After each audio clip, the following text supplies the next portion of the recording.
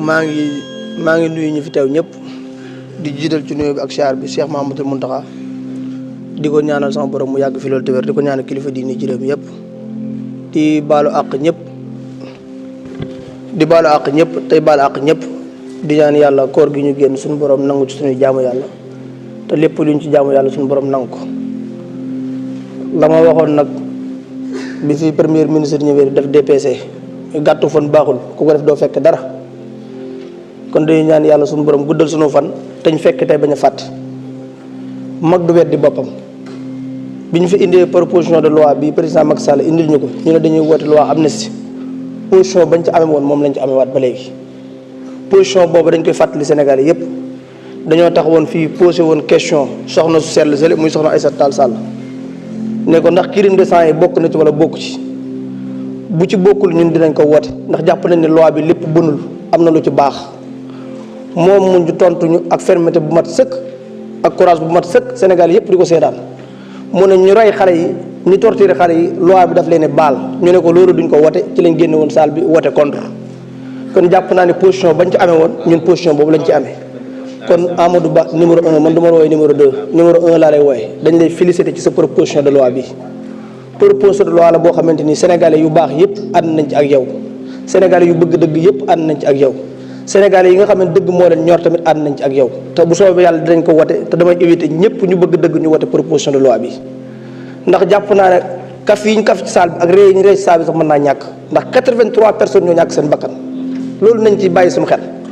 fii ci kaw tribune bi gis naa ci ñoo xamante ni doom mënutuñ ko am ci seen àdduna doom mënutuñ ko am gis naa ci ñoo xamante ni boo jëloon bit ci Sénégal bi yëpp di leen faj mënutuñoo tane ci Sénégal ci àdduna loolu bu fekkente ni wat nañ loi bu leen di jégal Sénégalais yi duñu ko baal te buñ jàkkaarloog suñu borom dinañ ko layoo il faut que ñu wan ñi fi nekk ñun ne politique jërul ñu rey benn bakkan il faut que ñu wan Sénégalais yi ne politique jërul ñu rey defaloo na ko su noonu monsieur Ousmane Diagne mii wërta nekk am Thierno Ngor sa dëkk Rufisque wërta nekk am ministre de la justice boo xamante ni fu ko nguur gi jaarloo mu jaar fi Martin Faye wërta nekk am Moussa Fall général Sambary Sine wërta nekk am Antoine ñàkk jom il faut que loolu ñu wane ko exemplarité bu mat sëkk te loolu lii tax mu mën a am mooy ñu wane exemplarité bu mat sëkk ñu teg suñu doom yi lii ñu punir leen punir bu mat sëkk kon damay wax ne monsieur le ministre Ousmane Diagne dinañ la wooteel proposition de loi bi mais à partir de demain arrestation yi war naa tàmbali ñu gis ñu rey suñu rakk yi ñu punir leen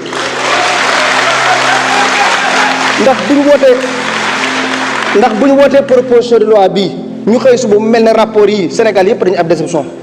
te suuf si Sénégal ni muy doxee man d'accord ma ci ndax nit ñi mënuñoo rey suñu xale yi rapport yi épinglé leen ñu wëbbati ko toog télé yi di saaga gor ñi loolu war naa arrêté à partir de maintenant kon dinañ woote proposition de loi bi dinañ ko woote mais bu liñ bëgg mooy à partir de demain ñu rey suñu xale yi ñu xam leen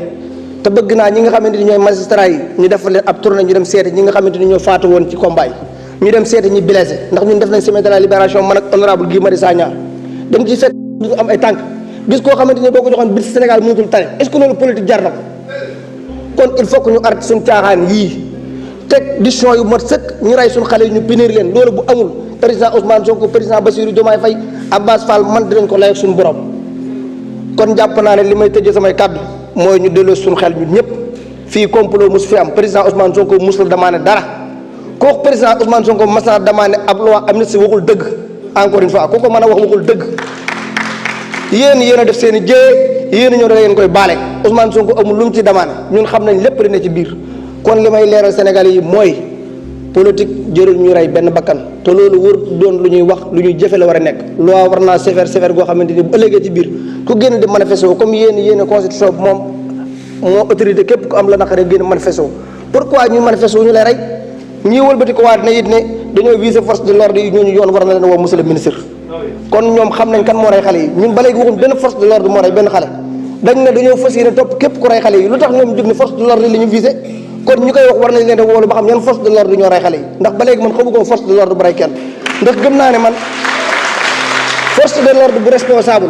police bu responsable wala gendarme bu responsable du gis ab xale bu manifeste mu yëkkati bal di ko dóor loolu ay nervi lañ te ñu fi ñu doon génne bi ñu doon génne ak li ñu doon commandé xam nañ leen kon monsieur le ministre képp ku koy wax bu dul ab député boo xam ne loi du ko couvrir képp ku toog télévision yi di ko war nañ laa convoqué wax la ban force de l'ordre moo rey benn xale wasalaamaaleykum wa rahmatullah. Merci beaucoup. Honorable député.